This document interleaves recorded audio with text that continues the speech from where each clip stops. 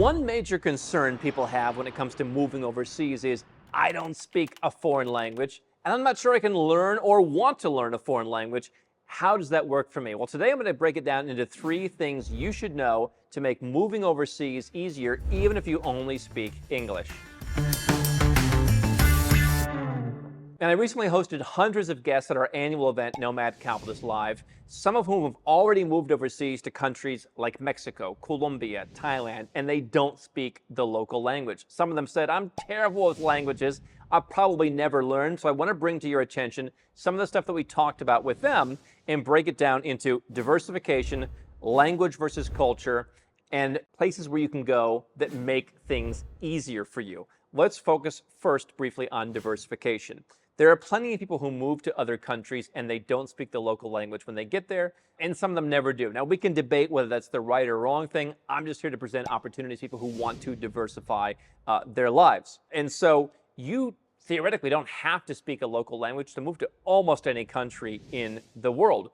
You can hire a personal staff to work with you. You can have an assistant, a butler, a footman, a driver. Maybe those folks speak English. In certain countries like Malaysia, for example, if you get an MM2H, you get to bring an employee with you, a personal employee on your visa. In other cases, you could bring people on their own visas so they make a certain amount of money. It'd be relatively easy to get them to, let's say, many Latin American countries. So you can theoretically have your own staff from other countries or locally if they speak the language, and they can handle that for you. So you don't have to learn the local language. One thing you should consider is, if you're living in a country like Mexico, after a certain number of years, you're eligible to apply for citizenship. And I believe that would be a very valuable citizenship to have. If I'm living in a country and I'm eligible for a benefit, I don't understand why people don't take that. And so the challenge you'll have in a country like that is you're going to have to pass some kind of exam in Spanish or whatever language it is where you decide to live. Now, a language like Spanish perhaps is easy to learn for many English speakers. It's more useful in that you've got a lot of different countries you could move to. So if you become a Mexican citizen, you could then apply for residence in any number of other countries and maybe get another passport in the future, or at least speak the language where you're living there. So the diversification of learning a bigger, a more widely spoken language could be worth, getting over the hump on. But you don't have to do that if the goal is just, hey, I'm just going to maintain residence here for the rest of my life. But keep in mind, if you're leaving your home country and saying, this place is going in the wrong direction, that's why I'm moving to Mexico, but you're never going to learn Spanish to get Mexican citizenship, again, Mexico being the example, I would want to get my second citizenship somewhere else. Do I have someone in the family tree? Can I get citizenship by investment in the Caribbean or Malta or wherever else? That's something that Nomad Capitalist helps people do. And so you want to live in one place, you want to have a citizenship in another place. If you're living in Mexico, you might have a small bank account there, but you're not going to do your main banking there. How do you handle your taxes? That's what we help people figure out on a holistic basis. You can learn more at nomadcapitalist.com. The big thing here is when you're moving overseas, you don't just want to replace one place where you have all your eggs in that basket. You don't want to take, go from that to a new basket where you put all your eggs. If you're going to go through the effort of moving, maybe you close your bank account, maybe you sell your home eventually, maybe you're moving out, you want to diversify and pick the best that every different part of the world has to offer. And so that's what Nomad Capitalist helps people do, is figure out, you might have 7 different things that you need to do to have a perfectly diversified and optimized life overseas. We have access to all those different things. We have a network of professionals, and we can help you execute that. So the first thing is diversification. You don't have to speak the language. You can hire a staff, but understand that you might be getting fewer of the benefits of actually moving overseas. Now, the second part is language and culture. I think we want to understand that maybe there are some places that speak a different language but have a closer culture. You can go to places in Asia where they speak English, Malaysia, Singapore, and they're going to speak English a little bit differently than you do perhaps. But the culture is going to be a little bit different in terms of how they do things. Now, part of how they do things in some of these places, like in Malaysia, for example, is things are a bit more laid back.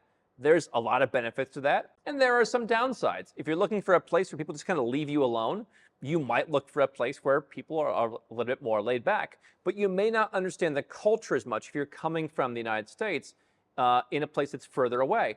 I've often said, even though the language is different, Mexico is one of the most culturally similar countries to the United States because people just understand you. A lot of Americans I meet, they like to have conversations with people. I have a home in Bogota, Colombia, and you go to the coffee shop, people are really having conversations. It has a very kind of, in a sense, American, in the sense of the U.S. vibe.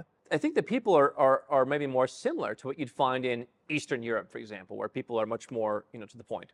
And so somebody in Belgrade might speak English fluently. I mean, people in Belgrade do speak English fluently. But I can tell you, a lot of Americans I meet, they go to Central and Eastern Europe, and they're like, why don't you smile more often? Why don't you do this? I'm not saying one side's right or wrong, but I'm saying the issues to overcome are different. You can go to a place in Central or Eastern Europe where people speak English very well. I mean, in Belgrade, the taxi driver, everybody speaks English. And yet maybe you like the culture more of a Mexico or a Bogota. And the issue is, well, okay, the bigger thing separating us is the language. Again, it's still going to be difficult to learn, but is there a benefit to doing that versus I'm going to go and speak English somewhere where the English is a little bit different, where I don't understand the culture as much because they're different? I think coming from North America, somewhere in Latin America may be worth it. Latin America is going to be more of the immigrant, New World mentality, immigrant friendly, more individualistic than, let's say, Asia. Asia, by and large, is going to have more of a hierarchy. Conversation, not so much in Malaysia or Singapore, but in other parts of Asia, and perhaps it's somewhat, part of the ethos. It's going to be more of a reading the air conversation. If you read one of my favorite books, The Culture Map, I mean, the US and the UK are on one end of the spectrum in terms of being very what's called low context. People say things very directly. They say exactly what they mean. All the way over, Japan, Korea, they're on the exact other side. Very little needs to be said between people in Japan. It's all about reading the air. What wasn't said, but that was said. Those of us from the US, the UK, we just say it, right? Do this, put that box there, go over there, bring the papers to me. In other cultures, even if they speak English, it may be a higher context. And so if you can find cultures, for example, in Central Europe, they don't list every single country in the culture map, but Poland is a place that we looked at and that I've spent a lot of time where you have people who are relatively well educated. It's an affordable place to go in terms of if you're hiring people, not the most affordable, but more affordable than the West. And they are more on the low context side versus, let's say, Russians or some of those, post-Soviet cultures, even more than I think the French in many cases. And so that's an element where the language is one part, but the culture and the method of speaking and the approach to speaking, right? I mean, Latin America, if you like to have conversations with people, that's a good place to go. If you want directness, Eastern Europe can work. But, for some North Americans, that's a big difference. So understand the language versus the culture. I highly recommend the book, The Culture Map, and look at particularly low versus high context cultures. But you can also look in that context of Bogota is considered to be a place where they speak relatively, standard Spanish. So there's not a lot of slang. They don't speak super duper fast. Now, if you go there, you're like, oh, that sounds kind of fast to me. But compared to other places in the Spanish-speaking world, it's not as fast. So that's a good place to go if you want to learn Spanish without too much of an impediment in terms of people are going to understand, and you can understand them more so. So language and culture, regional dialects, high context versus low context, all things to keep in mind, where it's not just the language that might hold you back, and it may be worth, again, putting a bit of an effort to learn the language to solve all the other issues. Now, if none of that works for you, let's talk about the language itself and how you can just avoid that. Obviously, again, there are different dialects of English. So if you go to Malaysia, if you go to Singapore, they do speak English, and you'll get by. They're going to say things differently. They're going to end sentences with la. Hong Kong, I suppose they do speak English, although the numbers of folks from mainland China has increased, so English is less of a thing, I think, these days. Especially if you're not a native English speaker, if you're watching this and you just learned English as the lingua franca of the world, you might have a harder time understanding folks in, let's say, some Asian countries where they do speak English, but it's different. So we've got three options here. We can learn the language. We've talked about that. Maybe it's worth doing it to get more culturally aligned.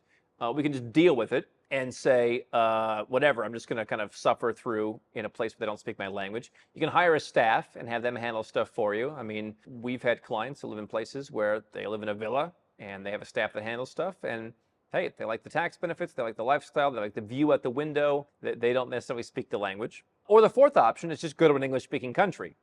And so if you look at, the ones that are more available to you, they're largely the ones that could be tax-friendly. So moving to Canada is not the easiest thing. Australia and New Zealand have dramatically jacked up the cost to live there. New Zealand has some, tax benefits, but the big English-speaking countries are not tax favorable and are not immigration favorable. The UK is tough. If you have an Irish parent or grandparent, you can become Irish and then you can live in the UK, which is the only country in the EU you can live there.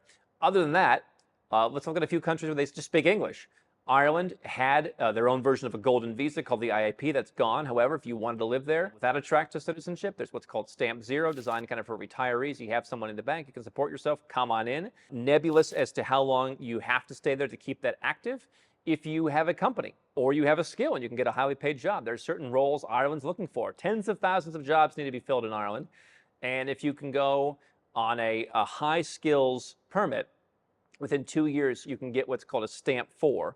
Which means you can just live there without conditions. And with 3 more years of living, you can get citizenship in Ireland, which ostensibly is one of the best citizenships in the world, and that you can live in the UK as well as anywhere in the European Union. Everyone likes the Irish. So that's a place where you speak English, you have all the functions of consumer conveniences, that could work. Elsewhere in the European Union, Malta and Cyprus, they offer residents with very few physical presence conditions, so you don't have to spend a lot of time there every year to keep that residence active. Citizenship is going to be harder, but all these countries have similar kind of tax savings mechanisms for foreigners. And so Ireland certainly has more consumer conveniences. Malta and Cyprus have better weather.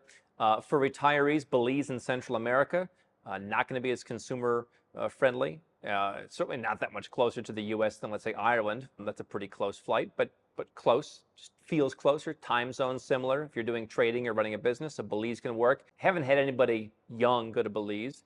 But Belize is an option. So those are places that are close in proximity to North America, where the English is close enough, where I think you could go and you could feel comfortable enough. Obviously, there are also enclaves around the world you could go to. So we've talked about Vilcabamba, Ecuador is one of the most English-speaking places in Latin America, because you just have a huge concentration of people who go down to southeastern Ecuador and they live there. Is that going to affect your going to the grocery store and make that better? I don't think it will. But you can certainly have plenty of friends who speak English. You've got other places, like I said, in Asia, Malaysia, and Singapore. It's going to be with an accent. It's going to be a little bit different form. It's going to be mixed with local culture. So that could work as well.